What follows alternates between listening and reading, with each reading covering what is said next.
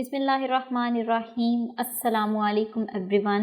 Welcome back on easy learn. I hope कि मेरे तमाम स्टूडेंट्स ठीक ठाक होंगे, खैरियत से होंगे। तो चलते हैं आज के लेक्चर की तरफ और देखते हैं कि आज के लेक्चर का क्या टॉपिक है। So yes, the topic of today's lecture is tension and acceleration in a string. ये टॉपिक समझाने के लिए सबसे पहले मैं क्या करती हूँ कि यहाँ पर आपको एक पिक्चर दिखाती हूँ। तो आप यहाँ पे देख सकते हैं कि क्या किया है हमने कोई भी ऑब्जेक्ट लिया है, ठीक है। लेट्स से कि यहाँ पर हमारे पास एक बॉक्स है, जैसे कि आप यहाँ से देख सकते हैं।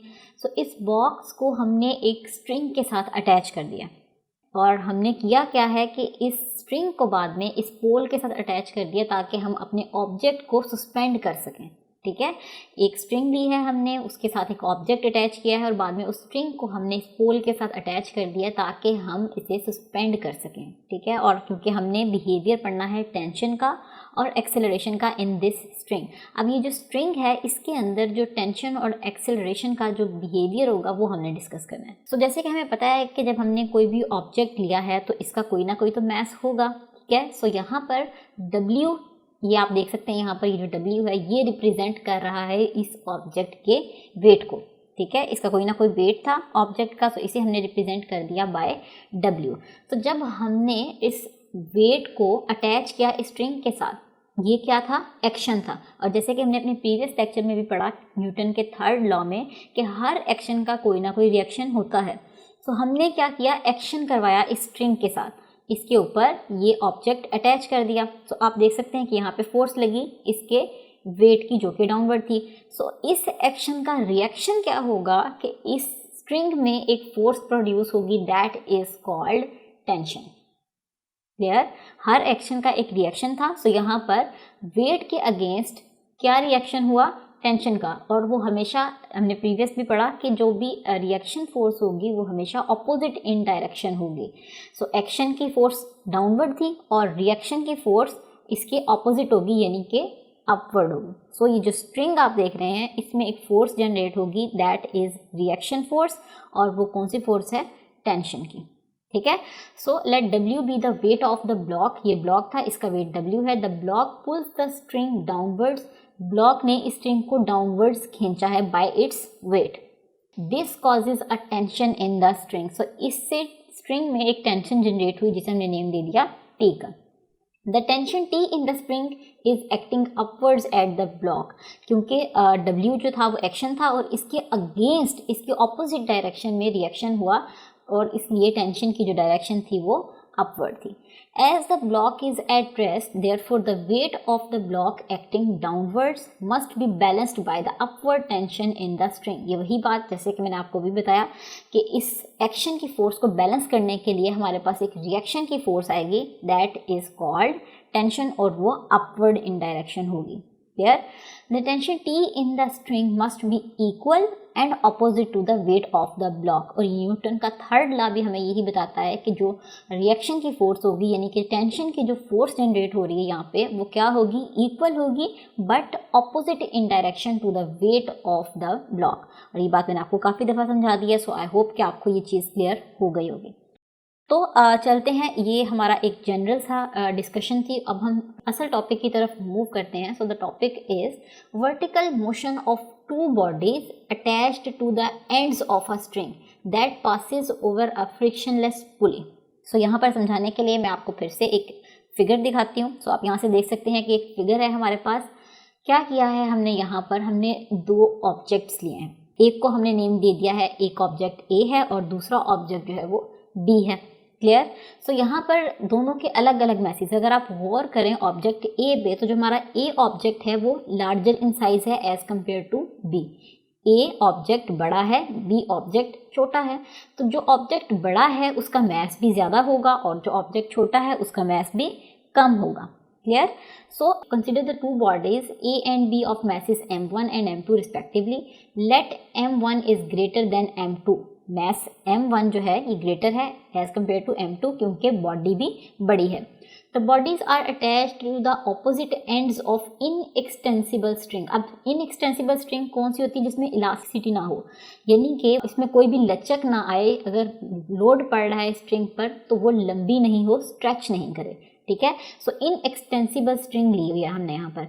सो the string passes over a frictionless pulley as shown in figure. So हमने क्या किया, इन बॉडीज़ को लिया और इस स्ट्रिंग के साथ अटैच कर दिया और फिर इसको इस पुली के ऊपर, ऐसे फ्रिक्शनलेस पुली थी और हमने यहाँ से इसके ऊपर से दोनों वेट्स को गुजार के अटैच कर दिया। अब यहाँ पर एक बहुत इंपॉर्टेंट कॉन्सेप्ट है और वो कॉन्सेप्ट क्या है हमारे पास, लेट्स से कि हमारे पास एक ट्रक है, ठीक है। जैसे कि आप फिगर में देख सकते हैं कि हमारे पास एक ट्रक है। तो अगर आप लेफ्ट साइड पे देखें तो एक फोर्स लग रही है जो कि है FA। इस पर्सन की वजह से फोर्स लग रही है, इसने इसको चलाने के लिए फोर्स लगाई FA। और एट द सेम टाइम एक और पर्सन ने इसे सामने की तरफ से बैकवर्ड पुश करना शुरू कर दिया।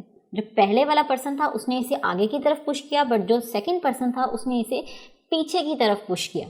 तो जब दोनों पर्सन्स ऑपोजिट डायरेक्शन में पुश करेंगे तो क्या होगा कि इनकी जो फोर्सेस होंगी, इनका जो रिएक्शन होगा वो आपस में कट हो जाएगा, ठीक है। तो FA फोर्स और FB फोर्स एक दूसरे के रिएक्शन को कैंसिल कर देंगे और होगा क्या, एट द रिजल्टेंट ये होगा कि जो हमारा ऑब्जेक्ट है या जो हमारा ट्रक है वो मूव नहीं करेगा।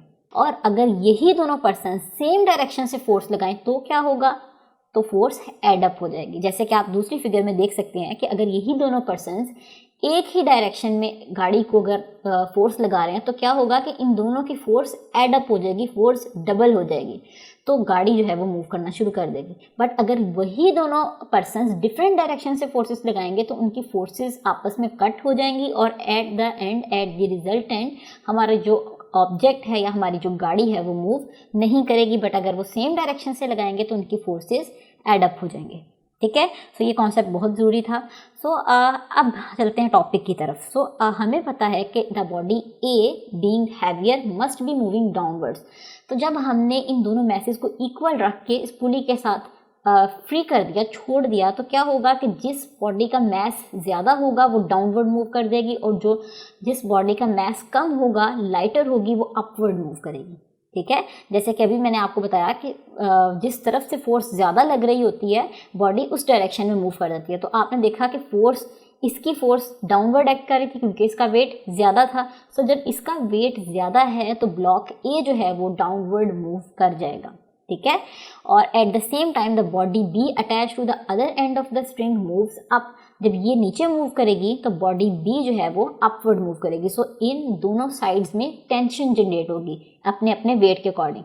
M2G के अगेंस्ट टेंशन क्रिएट होगी ये वाली, और M1G के अगेंस्ट टेंशन जो क्रिएट होगी वो इस स्ट्रिंग में T क्रिएट होगी, ठीक है। सिंस अब दोनों ब्लॉक्स जब हमने अटैच किए तो ये इन दोनों की वेलोसिटी में चेंज आ गया। तो जब वेलोसिटी में चेंज आएगा तो हमारा एक्सेलरेशन भी चेंज हो जाएगा, और एक्सेलरेशन आपको पता है कि वेलोसिटी की डायरेक्शन में होता है। सो ये ब्लॉक जो है वो अपवर्ड मूव कर रहा है। सो इसका मतलब इसकी वेलोसिटी की डायरेक्शन क्या है, अपवर्ड। तो वेलोसिटी और एक्सेलरेशन की डायरेक्शन हमेशा सेम होती है, so acceleration will also upward. और इस केस में क्या होगा कि हमारी जो वेलोसिटी है उसकी डायरेक्शन डाउनवर्ड्स थी, तो एक्सेलरेशन की डायरेक्शन भी डाउनवर्ड्स शो होगी। Clear? So as the pulley is frictionless, hence the tension will be same throughout the string. पुली जो है वो frictionless है तो टेंशन जो है वो दोनों स्ट्रिंग्स में सेम होगी, और इसे हमने डिनोट किया है T के साथ, ठीक है। सो हमें यहाँ पर क्या पता चल गया कि since body A moves downward, body A जो है वो हैवियर थी, डाउनवर्ड मूव की। क्यों? क्योंकि its weight mg is greater than the tension in the string. इसकी जो टेंशन थी ये वाली और ये वाली दो फोर्सेस थी ना, इस एक्शन का ये रिएक्शन था, but in this case action की जो फोर्स है वो ज़्यादा थी, वेट ज़्यादा था। जब वेट ज़्यादा था तो जो हमारा ऑब्जेक्ट है या जो ब्लॉक है वो डाउनवर्ड मूव कर जाएगा। सो ये हो गया हमारा एक ओवरव्यू एक कॉन्सेप्ट का। सो अब हमने क्या करना है, इस पूरे केस में टेंशन और एक्सेलरेशन की वैल्यू को फाइंड आउट करना है। दोनों बॉडीज़ के केस में जो जो भी टेंशन थी और जो भी इनका एक्सेलरेशन था, बेसिकली हमें वो फाइंड आउट करना है इस टॉपिक में, ठीक है। तो सबसे पहले हम क्या करेंगे, हम नेट फोर्स निकाल लेंगे, दोनों बॉडीज़ को लेंगे, इन दोनों की अलग अलग नेट फोर्सेस कैलकुलेट करेंगे। सो अभी हम क्या करते हैं, यहाँ पर हम बॉडी को ले लेते हैं, अपनी बॉडी A, ठीक है, या ब्लॉक A आप कह लें। सो हम क्या करें, यहाँ पे हमने ब्लॉक A को लिया है और ब्लॉक A की जो नेट फोर्स है हमने वो निकालनी है। Net force means total force. So net force किसके इक्वल आ जाएगी, net force is equals to अब नेट फोर्स कैसे निकालेंगे? नेट फोर्स, अब देखिए एक फोर्स जो है वो अपवर्ड लग रही है और दूसरी फोर्स जो है वो डाउनवर्ड लग रही है। तो net force is equals to greater force minus smaller force. अब क्योंकि ऑब्जेक्ट नीचे को मूव कर रहा है, इसका मतलब ये वाली फोर्स ज़्यादा है, तो इसका मतलब m1g इज ग्रेटर और टेंशन की जो फोर्स है वो कम है। ठीक है, सो हमने ग्रेटर में से स्मॉलर को माइनस कर देना। सो ग्रेटर क्या थी? m1g माइनस स्मॉलर क्या थी? t।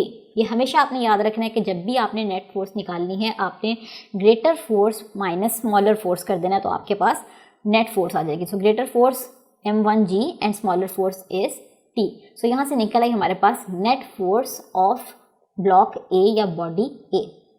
क्लियर? अब हमने निकालनी है फोर्स। हमने अपने न्यूटन के लॉ से पढ़ा है, क्या पढ़ा है कि F is equals to m a। क्योंकि हम अपनी फर्स्ट बॉडी के साथ डील कर रहे हैं तो इसकी फोर्स क्या होगी? F1 और इसका मास क्या होगा? m1 और एक्सेलरेशन जो है वो सेम था, तो इसे हमने a से ही रिप्रेजेंट किया। तो इसकी फोर्स क्या आ गई? F1 is equals to m1a। A block की जो फोर्स है वो हमने यहाँ पर लिख दी। तो होगा यहाँ पर क्या कि जो हमने नेट फोर्स यहाँ से बेसिकली हमने निकाली हुई है दैट इज़ F1। ये जो फोर्स है ये F1 थी और ये जो हमने फोर्स निकाली है this is by Newton's second law. ठीक है, सो मेंशन भी कर देती हूँ ताकि कन्फ्यूजन ना हो। न्यूटन्स सेकेंड लॉ से जो फोर्स आई थी वो ये वाली थी। ठीक है, सो अब यहाँ से भी F1 की एक वैल्यू आ रही है, यहाँ से भी F1 की एक वैल्यू आ रही है। सो हम क्या करेंगे, इसे नेम दे देते हैं इक्वेशन 1 की और इसे नेम दे देते हैं इक्वेशन 2 का।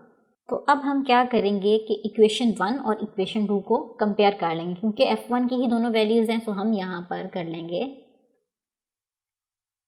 Comparing equation 1 and equation 2। तो जब हमने इनको कंपेयर किया तो हमारे पास क्या वैल्यू आ गई? m1a इज इक्वल्स टू किसके इक्वल आ जाएगा यहाँ से? m1g माइनस t के। इसे अब हम अगेन नेम दे देंगे इक्वेशन नंबर 3 का। सो ये हो गई हमारे पास अपनी जो बॉडी A थी हमारी उसकी इक्वेशंस। अब हम इसी तरीके से हम अपनी जो बॉडी B है उसके लिए कैलकुलेशंस कर लेंगे इक्वेशन की। सो जो हमारी बॉडी B है अब हम उसके केस को देख लेते हैं। सो उस केस में अब बॉडी B सिर्फ इस बारे में बात हो रही है। ठीक है, सो जो बॉडी B है सेम, अब जो हमने जैसे इसकी फोर्सेस निकाली हैं इसी तरीके से बॉडी B की भी निकालनी है। सो net force of body B इसे हमने रिप्रेजेंट कर दिया F2 के साथ। ठीक है, और यहाँ पे अब आप देखें जो वेट है वो कम है और टेंशन ज़्यादा है। क्यों? क्योंकि ऑब्जेक्ट ऊपर की तरफ मूव कर रहा है, इसका मतलब इसे जो फोर्स ऊपर से लग रही है वो ज़्यादा है और जो डाउनवर्ड फोर्स है वो स्मॉलर है, तभी तो ये अपवर्ड मूव कर रहा है। सो हमने क्या करना है? Greater force minus smaller force. So greater force is tension, यहाँ पर tension is greater force and smaller force is m2g। ठीक है, और इसी तरह अब हमें न्यूटन सेकेंड लॉ क्या बताता है?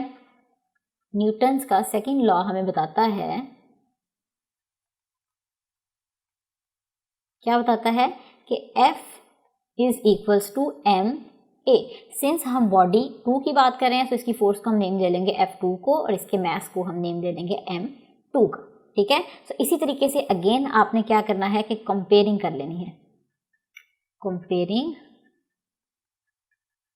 इसे नेम दे लें आप इक्वेशन 4 और इसे नेम दे लें इक्वेशन 5 का। ठीक है, सो कंपेयरिंग इक्वेशन 4 एंड 5। 4 और 5 इक्वेशन को जब आपने कंपेयर किया तो आपके पास क्या वैल्यू आ जाएगी?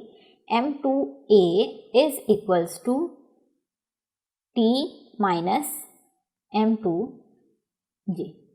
ये हमने क्या किया? बॉडी A की जो इक्वेशन थी उसे भी निकाल लिया और जो हमारे पास बॉडी B थी उसकी भी इक्वेशन को निकाल लिया। ठीक है, अब हमारी मेन इक्वेशंस ये दो हैं जो आ चुकी हैं। सो इसे हम नेम दे दिया था इक्वेशन 3 का, सो इसे हम नेम दे लेते हैं इक्वेशन नंबर 6 का। सो अब हमने इक्वेशन 3 और इक्वेशन 6 को यूज़ करते हुए टेंशन और एक्सेलरेशन की वैल्यूज़ को फाइंड आउट करना है। ठीक है, सो इसे फाइंड आउट कर लेते हैं। सो अब यहाँ पे आप देख सकते हैं कि मैंने यहाँ पर इक्वेशन 3 और इक्वेशन 6 को राइट डाउन कर लिया। ठीक है, सो हमें इसे अब सॉल्व करना है, एक्सेलरेशन और t की वैल्यू को इसमें से फाइंड आउट करना है। ठीक है, सो हम क्या करते हैं कि इक्वेशन 1 और इक्वेशन 2 को यहाँ पर ऐड कर लेते हैं। So adding equation 3 and equation 6, इन दोनों इक्वेशंस को यहाँ पर हमने ऐड कर लेना है, ठीक है। सो राइट साइड जो है वो राइट साइड में ऐड हो जाएगी और जो लेफ्ट साइड है वो लेफ्ट साइड में ऐड हो जाएगी। तो ये मेरे पास क्या आ जाएगा, m1a plus m2a is equals to, अब जो राइट साइड है उसे आपस में ऐड कर लेंगे। सो ये आ जाएगा m1g माइनस टी प्लस ये दूसरी इक्वेशन t माइनस m2g। तो अब आप यहाँ से देख सकते हैं कि माइनस टी और प्लस टी थे, तो ये दोनों आपस में कैंसिल हो गए। क्लियर। तो यहाँ पर जो है हमारे पास क्या था कि आप देख सकते हैं कि यहाँ पर और यहाँ पर से a कॉमन आ रहा है, तो हमने यहाँ पर a को कॉमन ले लिया, तो क्या बचा हमारे पास m1 plus m2 is equals to, क्या बचा यहाँ से हमारे पास m1g minus m2g। So next step में हम क्या करेंगे, आप देखें यहाँ से जो हमारे पास g कॉमन आ रहा है, सो इसे भी सेपरेट कर लेंगे। सो यहाँ पर क्या आ जाएगा, अभी इस साइड को एज इट इज़ रहने देते हैं। So m1 plus m2 is equals to m1 minus m2 और इसमें से g कॉमन चला गया। तो अब हमें जो है वो a की वैल्यू को फाइंड आउट करना था। सो यहाँ पर ये वाली जो टर्म है इसे हम दूसरी साइड पे शिफ्ट कर देते हैं। So a is equals to m1 minus m2 divided by m1 plus m2 into g आ गया। सो ये निकल आई जी हमारे पास एक्सेलरेशन की वैल्यू। तो आप यहाँ से देख सकते हैं कि जो हमारे पास वैल्यू आ चुकी है इस time, this is the value of a, acceleration की वैल्यू निकल आई है। और इसी इक्वेशन से अगर हमने g की वैल्यू को फाइंड आउट करना हो तो वो क्या हो जाएगी, a into m1 plus m2, यहाँ पर डिवाइड हो रहा था, सो यहाँ पर आके एक के साथ मल्टीप्लाई हो जाएगा और divided by m1 minus m2 is equals to g। तो यहाँ से हमारे पास a की वैल्यू भी निकल आई और हमने यहाँ से अपनी g की भी वैल्यू को सेपरेट कर लिया, ठीक है। तो अब हमें एक और चीज़ यहाँ से निकालनी है, जैसे कि मैंने आपको बताया था हमारा मेन काम था a और t की वैल्यू को फाइंड करना। सो a की वैल्यू यहाँ से हमारे पास निकल आई है। सो अब जो नेक्स्ट हमें फाइंड आउट करना है that is the value of t, ठीक है। सो टेंशन की वैल्यू को फाइंड आउट करने के लिए मैं अगेन ये वाली वैल्यूज़ को राइट डाउन करती हूँ और आपको दिखाती हूँ कि हम टेंशन की वैल्यू को कैसे फाइंड आउट कर सकते हैं। ऑल राइट, सो ये आ गए जी हमारे पास दोनों इक्वेशन, इक्वेशन नंबर 3 और 6। तो पहले तो हमने एक्सेलरेशन की वैल्यू फाइंड की। अगर हमें इसमें से टेंशन की वैल्यू को फाइंड आउट करना हो तो वो कैसे फाइंड करेंगे, उसके लिए हमें इक्वेशन 3 और 6 को डिवाइड करना पड़ेगा, ठीक है। सो हम क्या लिख रहे हैं यहाँ पे, डिवाइडिंग इक्वेशन 3 एंड 6, ठीक है। सो इनकी डिवीजन कर देते हैं। राइट साइड पे डिवाइड होगी और लेफ्ट साइड पे डिवाइड होगी। सो ये क्या आ जाएगा, m1a divided by m2a is equals to, ये साइड भी डिवाइड कर दें तो ये हमारे पास क्या आ जाएगा, m1g minus t divided by t minus m2g। सो यहाँ पर हम क्या कर देते हैं कि ये देखिए ये जो एक्सेलरेशन है ये ऊपर और नीचे से कट हो रहा है, सो हमने इसे सिंप्लीफाई कर लिया, ठीक है। सो नेक्स्ट स्टेप में हम क्या करेंगे कि क्रॉस मल्टीप्लिकेशन करवा देंगे। सो इनकी क्रॉस मल्टीप्लिकेशन कैसे हो जाएगी, m1 into t minus m2g is equals to, इस साइड पे क्या होगा, m2 यहाँ पे मल्टीप्लाई हो जाएगा m1g माइनस t। सो अब m को अंदर मल्टीप्लाई कर देते हैं तो ये आ जाएगा m1t minus m1 m2g is equals to, क्या हो जाएगा यहाँ पे, m2 m1g माइनस m2t।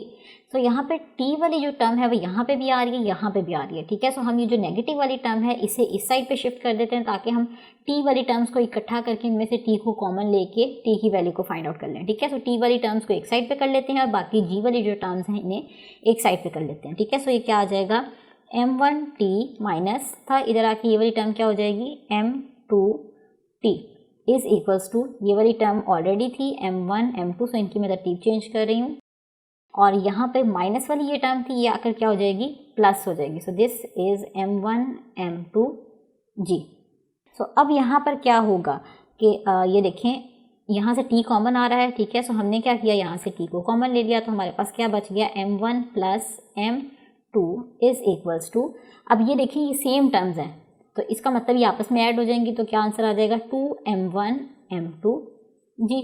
और यहाँ से हम t की वैल्यू इजीली निकाल सकते हैं। सो ये आ जाएगा 2m1 m2g divided by m1 plus m2।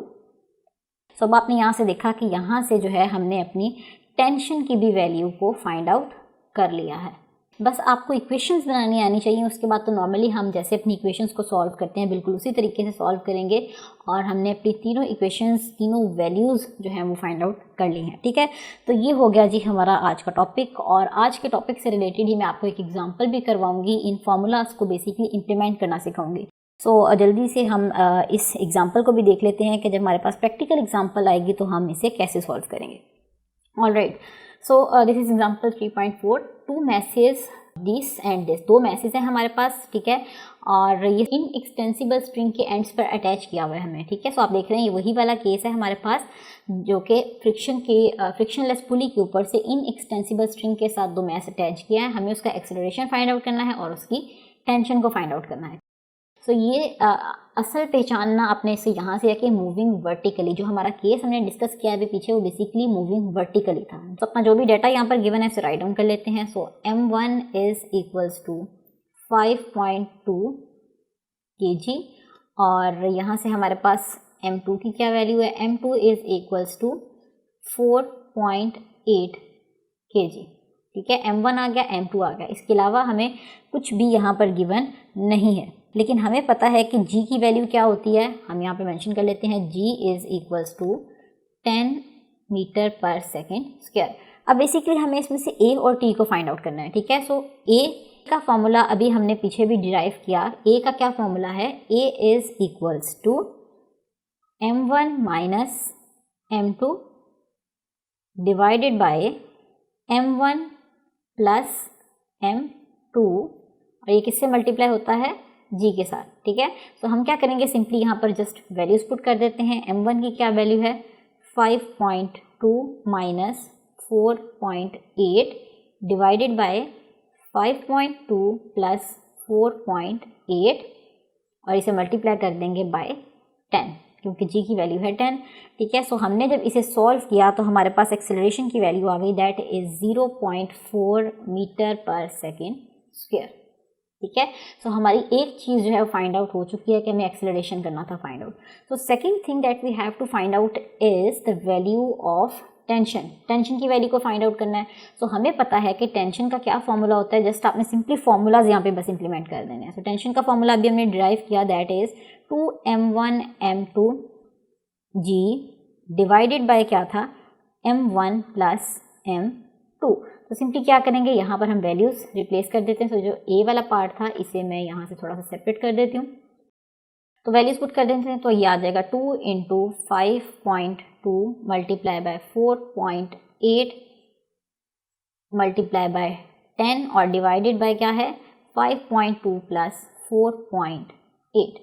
तो हमने तमाम वैल्यूज यहाँ पर पुट कर दी। तो अब हम क्या करेंगे कि इसे जस्ट सिंप्लीफाई कर लेंगे यहाँ से। तो सिंप्लीफाई करने के बाद हमारे पास टेंशन की वैल्यू निकल आएगी। So tension is equals to 50 newton, क्योंकि टेंशन फोर्स है, सो फोर्स का यूनिट हमारे पास क्या होता है, न्यूटन। सो ये हमारे पास एक्सेलरेशन और टेंशन दोनों की वैल्यूज़ यहाँ से निकल आई। ठीक है, सो आपने देखा कितना इजीली हमने जस्ट अपने फॉर्मूलाज को इम्प्लीमेंट करके एक्सेलरेशन और टेंशन की वैल्यू को फाइंड आउट कर लिया है। सो आज का लेक्चर थोड़ा सा लेंथी था, बट आई होप कि आपको आज के लेक्चर की अच्छे से समझ में आ गई होगी और कोई भी प्रॉब्लम नहीं होगा। और इंशाल्लाह हम आपसे मिलेंगे अपने अगले लेक्चर में एक नए टॉपिक के साथ।